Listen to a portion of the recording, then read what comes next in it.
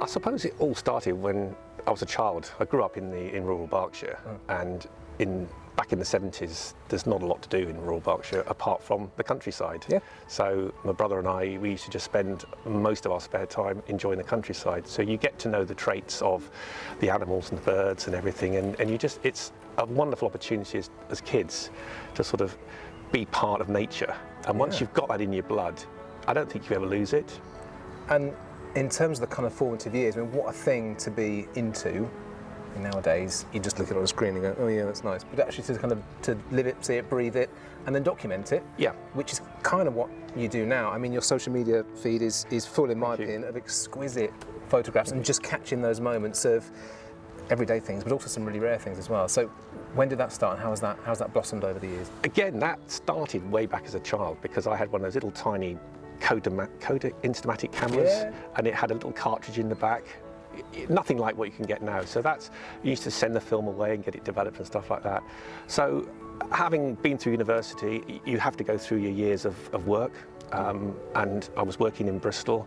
I joined the Bristol Photographic Society, learned a lot about photography through them, but I couldn't really do much more natural history really, because you're too busy working and you've got to earn a living. Yeah, of course.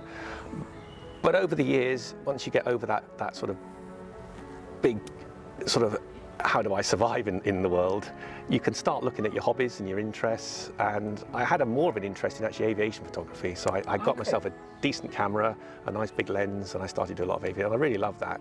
But then I realised I could use that a lot more for wildlife photography. Yeah. So as years progressed, I've switched back now into wildlife photography, which is really where I'm very much at home. I now have a lovely little drone, which I use for landscape photography, not for wildlife photography because of the disruption, but I was using it to photograph these beautiful orchards this year in Somerset. This year, the spring has been brilliant because we've had no wind, no rain, and the blossom has just been amazing. It's gone mental, hasn't it? Absolutely fantastic. So I was just flying a little drone way above the orchard, and a little deer just walked out of the orchard and looked at me, and I just dropped my drone controller, picked up my camera, took a picture of this deer with all the lovely blossom around it, and that was it, job done. The deer wasn't really bothered, it just didn't understand what the noise was, and I didn't attempt to fly down the apple trees or anything like that. So it's just use my cameras, use the equipment I've got to the best advantage. Just being in that moment, just being fortunate enough in that bit. Yeah, it's beautiful. So then on to the peregrines then.